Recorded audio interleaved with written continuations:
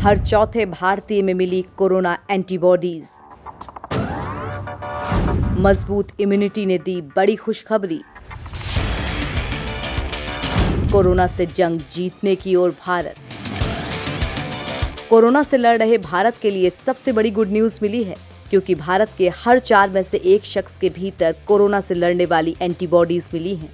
ताज़ा Covid report से इस बात का खुलासा हुआ है, जिसके बाद मोदी सरकार से लेकर देश के वैज्ञानिक भी उत्साहित हैं। देश के कई शहरों में सिविल कॉरपोरेशंस और देश के प्रमुख रिसर्च संस्थान TIFR और IISER के सर्वे के नतीजे और भी उम्मीद जगाते हैं। पुणे के कुछ इलाकों में 50% से ज्यादा सीरो पॉजिटिविटी होने की बात सामने आई है। इसके अलावा मुंबई के स्लम्स में भी 57% पॉजिटिविटी देखने को मिली है। दिल्ली का पहला सीरो सर्वे बताता है कि टेस्ट हुए लोगों में 23% सीरो पॉजिटिव थे। वहीं दूसरे सीरो सर्वे के नतीजे इस हफ्ते आएंगे।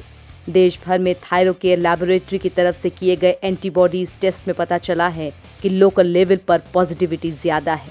लैब के मुताबिक भारत में अब तक 2 लाख से ज्यादा लोगों का टेस्ट हुआ है। इनमें से करीब 24% में कोविड-19 के प्रति एंटीबॉडीज मिली हैं। दिल्ली में यह आंकड़ा 29% रहा, जबकि महाराष्ट्र में 27% लोग वायरस के प्रति एक्सपोज हुए। ठाणे का हर तीसरा शख्स सीरो पॉजिटिव मिला, जबकि नवी मुंबई में यह दर 21% रही।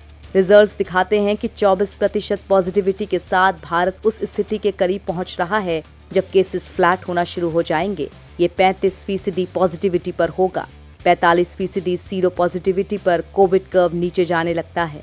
एक्सपर्ट्स मानते हैं कि कुछ भारतीय शहर, मोहल्ले और कस्बे हार्ड इम्यूनिटी के बेहद नजदीक हैं और दुनिया के कई इलाकों से पहले इसे हासिल कर सकते हैं।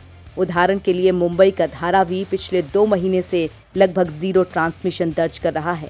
ये इलाका अप्रैल-मई में देश का सबसे बड़ा हॉटस्पॉट था। मजबूत है भारतीयों की इम्यूनिटी।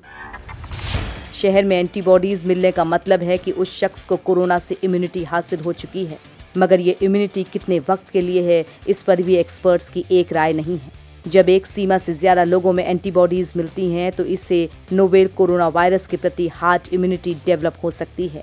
मेडिकल एक्सपर्ट्स के मुताबिक भारत इकलौता ऐसा देश है जहां के कुछ इलाकों में इतनी ज्यादा सीरो पॉजिटिविटी दिख रही है। साफ है, भारतीयों की इम्यूनिटी ज्यादा मजबूत है। क्या भारत हार्ड इम्यूनिटी के करीब है? ताज़ा सीरो सर्वे इशारा करते हैं कि हार्ड इम्यूनिटी से भारत अब भी दूर है। हार्ड इम्यूनिटी के लिए 60 से 70% आबादी में एंटीबॉडीज होनी चाहिए, जबकि अब तक हुए सर्वे में कुछ इलाकों के भीतर तो बेहतर सीरो पॉजिटिविटी देखने को मिली है, मगर इसमें एक रूपता नहीं है। पुणे के कुछ इलाकों में 50% से ज्यादा सीरो पॉजिटिविटी होने की बात सामने आई है।